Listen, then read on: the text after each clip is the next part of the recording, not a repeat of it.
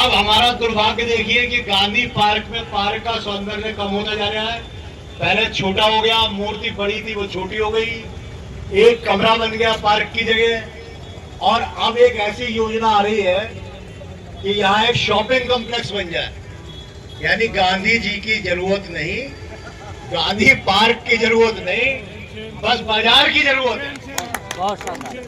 तो मैं आज आप सारे लोगों से ये अपेक्षा करता हूं कि हमने 26 जनवरी को इस बात का स्पष्ट विरोध नगर पालिका में कर दिया, जो लोग योजना ला रहे हैं उनका। और अगर यहाँ पे कोई भी इस तरह की कोशिश हुई गई पार्क को बिगाड़ने की, तो हम सारे लोग अहिंसात्मक ढंग से अपना सत्याग्रह प्रारंभ करेंगे।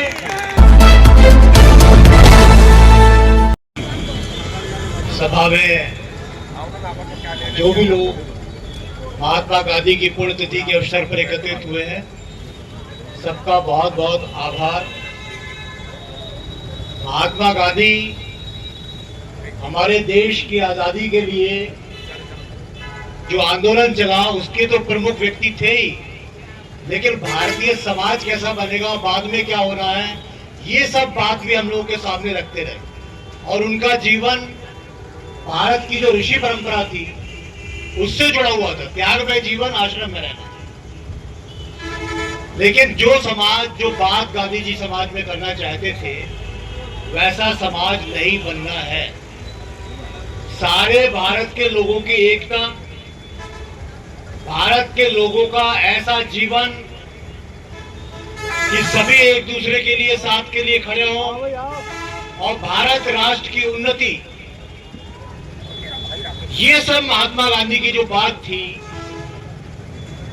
वो पता नहीं हम लोग 30-40 साल से काम करने के बावजूद भी वो बात बनने की जगह खत्म होती हुई जा रही है।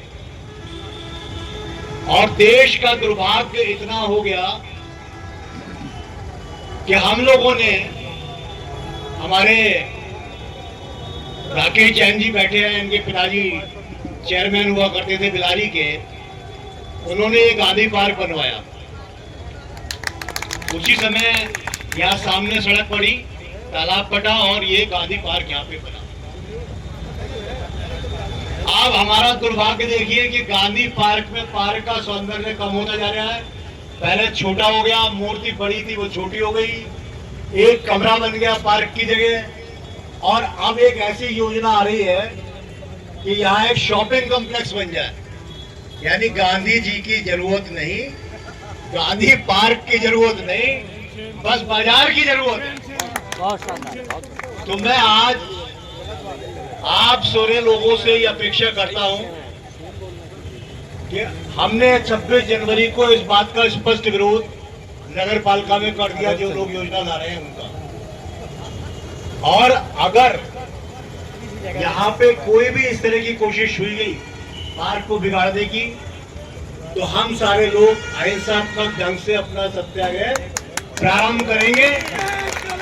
और मैं समझता हूँ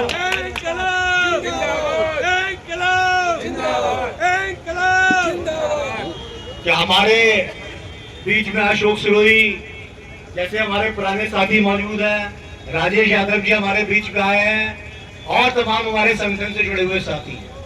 मैं सबसे ये अपेक्षा करूंगा कि यहाँ पे जब सत्याग्रह चले, पहले धीमे धीमे क्रमिक अनशन चलेगा, और तब भी नहीं मानेंगे तो यहाँ अनिश्चितकालीन उपवास पे बैठा जाएगा।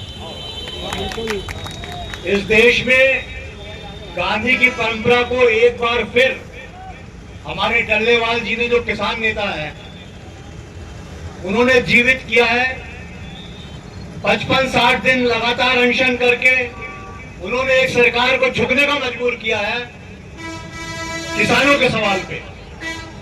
तो आप लोग सब साथ देंगे, यहाँ चाहे अनिश्चितकालीन उपवास करना पड़े, लेकिन गांधी पार्क रहेगा, जो कस्तूरचंद जैन जी जिस भावना से उन्होंने बनाया। हमारे सुनील साय जी का परिवार भी इन्वॉल्व था। मूर्ति जयपुर से लाके यहाँ लगाई गई, जो पहली मूर्ति थी, बहुत सुंदर। तो ये सब भावनाएं जो हमारे पूर्वजों की थी, उस भावनाओं को किसी व्यापारी के हाथे नहीं सौंपेंगे कि वो व्यापार के नाम पे कि मैं आमदनी कर रहा हूं, ये सब नहीं चलने देंगे। तो मैं आज आप लोगों से बिलारी के ही नहीं देश के संबंध में भी अपील करता हूं कि देश में जो नफरत का माहौल बनाया जा रहा है, देश के लोगों को आपस में लड़ाने की योजनाएं बनाई जा रही हैं और हम लोग अंग्रेजों से नफरत करना भूल के आपस में नफरत कर रहे हैं, हिंदू मुसलमान दलित सवर्ण। तो इस नफरत की दीवारों को गिरा के पूरे भारत के राष्ट्र को एकजुट करके और संपन्न बनाना है, यही महात्मा गांधी का सपना था। तो उसको पूरा करने के लिए हमें अपने समाज को बचाना है, यही नहीं पूरे देश के स्तर पे। पूरे देश के स्तर पे जो समस्या है ये घर बैठ के हल नहीं होगी। इसके लिए आप लोगों को उसी तरह सक्रिय रहना पड़ेगा जैसे सांप्रदायिकता फैलाने वाले सक्रिय रहते हैं, और हम लोगों को आपस में एक दूसरे से मिलके एक दूसरे का सहयोग करते हुए इन परिस्थितियों का मुकाबला करना पड़ेगा। नहीं तो हम लोग आपस में ही लड़ जाएंगे तो सब बर्बादी चारों तरफ फैल जाएगी, हमारा देश फिर उन्नति की जगह दूसरे मार्ग पे चल पड़ेगा। तो मैं आप सभी लोगों से उम्मीद करता हूं, ज्यादा समय न लेके, कि आप सब लोग महात्मा गांधी के इस पुण्यतिथि के अवसर पर, देखिए महात्मा गांधी ने भी क्या कहा माउंट बेटन से कहा तुम हमारे दो देश बना सकते हो, लेकिन हम एक राष्ट्र है पाकिस्तान और हिंदुस्तान, और मैं जल्दी दोनों को एक कर दूंगा। ये बात माउंट बेटन के मुंह पे कही महात्मा गांधी ने कि तुम विभाजित करके जाओगे लेकिन मैं इस देश को एक कर दूंगा। और खान अब्दुल गफ्फार खान जो उनके साथी थे, उन्होंने कहा महात्मा गांधी से कि देखिए सब लोग सत्ता के लालच में भागे फिर रहे हैं, जिन्ना को सत्ता मिल जाए, नेहरू को सत्ता मिल जाए, पटेल को सत्ता मिल जाए, और हमारी बातें भूल रहे हैं। तो उन्होंने कहा खान अब्दुल गफ्फार खान से कि अगर हम और तुम दो आदमी भी बसते हैं तो भारत और पाकिस्तान की गलियों में घूम घूम के वो माहौल बना देंगे कि ये विभाजन खत्म हो जाएगा और भारत एक हो जाएगा। तो ये थी महात्मा गांधी की ताकत, और इस ताकत से घबरा के ही एक षड्यंत्र पूर्वक महात्मा गांधी को मार दिया गया। मैं आपसे पूछता हूं, आप सभी लोग देखते हैं कि आज छोटे से छोटा नेता है, पूरी सिक्योरिटी है, किसी को खतरा है, पूरी सिक्योरिटी है। महात्मा गांधी की सभा में 5 दिन पहले एक आदमी मदन लाल पाहवा बम फेंकता है और उस बम को रोक देती है एक बूढ़ी औरत, उसके हाथ में पकड़ जो पास में बैठी है। वो बम फेंकना कामयाब नहीं होता, वहीं इधर को गिर जाता है, उसमें वेग से फटता भी नहीं।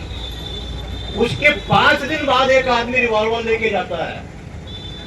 सुबह को वहां पे सरदार पटेल आए, भारतीय गृह मंत्री भारत के, जो महात्मा गांधी से मुलाकात कर रहे हैं, और शाम को वहां जवाहरलाल नेहरू आने वाले हैं महात्मा गांधी से मुलाकात करने के लिए। लेकिन महात्मा गांधी की सुरक्षा का इतना इंतजाम भी नहीं है कि कोई पिस्टल ले दबा के अंदर पहुंच गया और सीधे पे जाके गोली। तो ये षड्यंत्र कि महान महात्मा गांधी रहेंगे ना, उनका ये आह्वान रहेगा कि अंग्रेजों से हमारी आजाद हो गए, राजनीतिक स्वतंत्रता मिली, लेकिन अब मैं 7 लाख गांव की आजादी की लड़ाई लड़ूंगा। उसी 7 लाख गांव की आजादी की लड़ाई तो आज चलने वाले जी भी लड़ रहे हैं, और आप सारे किसानों को लड़नी पड़ेगी। अगर नहीं लड़ोगे तो गांव तो गुलाम बनते जा रहे हैं। ये लोग गांव में जिनका जीवन नहीं, वो गांव के बारे में सोच नहीं सकते। तो गांव को जिंदा रहना है, गांव की ताकत खड़ी करनी है, इस देश की ताकत खड़ी